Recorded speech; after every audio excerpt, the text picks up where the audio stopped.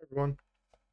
I just wanted to make a different type of video today about me explaining how I make money on a start of a new server. What is my plan? How I made money so far? What have I done at the start of the server, right? Because I know a bunch of people wanted to ask for VODs and stuff, and for copyright issue on Twitch, I can't repost them without like risking stuff. Um, but I'll just go around and speak like for people that wants to hear my voice, right? Because I know in the past videos, the past three videos, there's been no voice. It's just been kind of montage of like my beta journey and stuff like that. But since I'm playing more for the long game now, right? Playing for the long game, I want to speak as what is the goal on this server? What am I gonna do? So first things first, when I started on this server, um, I first thought I was gonna go for black market, right? Like flip at the start of the server and then move on to the black market. The flipping part worked very well. Flipping into like the if I look on the map on the cross cities and stuff like that, I was just teleporting resources around like tier 2, tier 3 resources that were selling for like 1,000 each that had like price gaps of like 700 for tier 3. Just a gap. So I was flipping, I was making good money off of that. I made a few millions. And then I tried to set up a station in Martlock, an island, like an island for my station. So we made it a level 6 islands. I chipped in with 3 other players on an island in Martlock, and we made a cool island. We made a cool island. We started building stations there, tier 4, so we could finally move up to tier 4.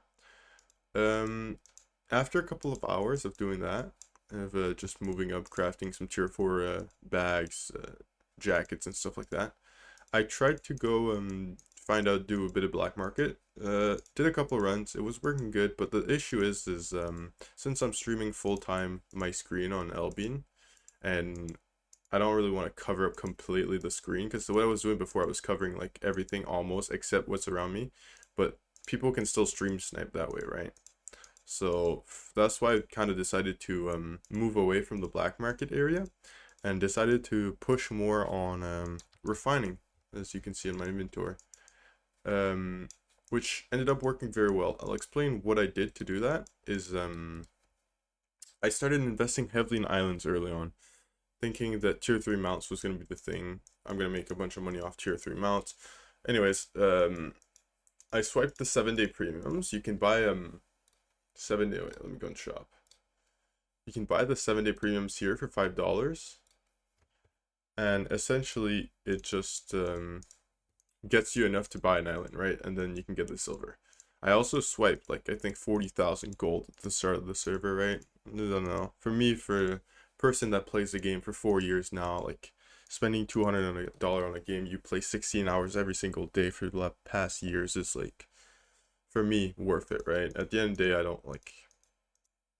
So I did swipe some gold at the start to get ahead, right? It got me like a good 30, 40, 50, like 60 million to put in islands, which I spent all on level 6 islands. And then I pretty much after that created all the islands, started farming on them, got my breeding to tier 8 by day 3, and that's when and I also put all my funding from my islands into having enough for a mammoth, right? And the thing is about this mammoth is I bought the baby for 200 million, but I didn't actually pay 200 million. I only paid 100 million because I have an Australian friend that also plays the game in LB, and we pretty much went half and half because when I'm offline, he'll use the mammoth, and when he's offline, I'll use the mammoth, right? So technically, we're both. It's technically like we both have a mammoth, but because we're completely off timers, we don't even notice, right? He doesn't play when I play, and I don't play when he plays. He only plays like 8 hours a day, which is my sleep time. So that's why I got a mammoth for like much cheaper than what people have usually, and that's something you can do if you have a friend that's in like completely the opposite part of the world, and you can just do that.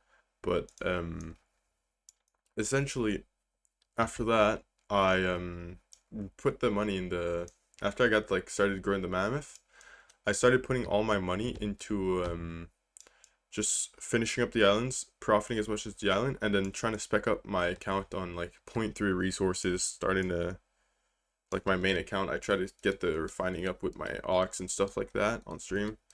And as soon as I got the mammoth, because really nothing happened while I was growing the mammoth, it was really not much. It was just like daily farm 8 hours, transport another 4, and then like refine another 2. Like that was pretty much my schedule. But after I got the mammoth, I found this doing alts, right? At this time, I have 10 alts already with spec. I have 2 crafters, and then I have 8 refiners. Well, that's including my main. So I have 7 refiners plus my main. And I'm going to be refining a bunch of cloth. That's what I'm bringing. And the thing is that refining with alts is very, very, very broken, right? You can make like 300 silver per focus right now just refining on alts, which is essentially making 90 million a month per account when premium cost is only 13 million. So that means that in 3 days, or in, I mean, yeah, in 3 days, pretty much, or no, in 4 or 5 days, yeah, in like 5 days, you pretty much pay back the premium in 5 days. Just refining 6-3 on a max account that has tier 4, tier 5, and tier 6 max, which is pretty affordable to do. I also do a bunch of cloth sandals at Bridgewatch because I found it's quite good.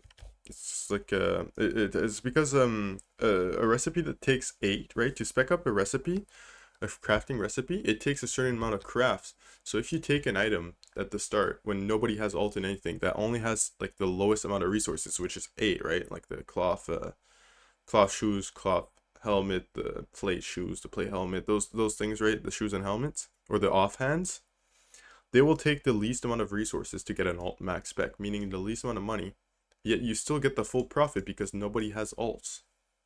So you make as much as if you spec'd up weapon, or if you spec'd up robes, or if you spec'd up anything else, but it takes 4 times less work, right? Essentially, that's why it's so good.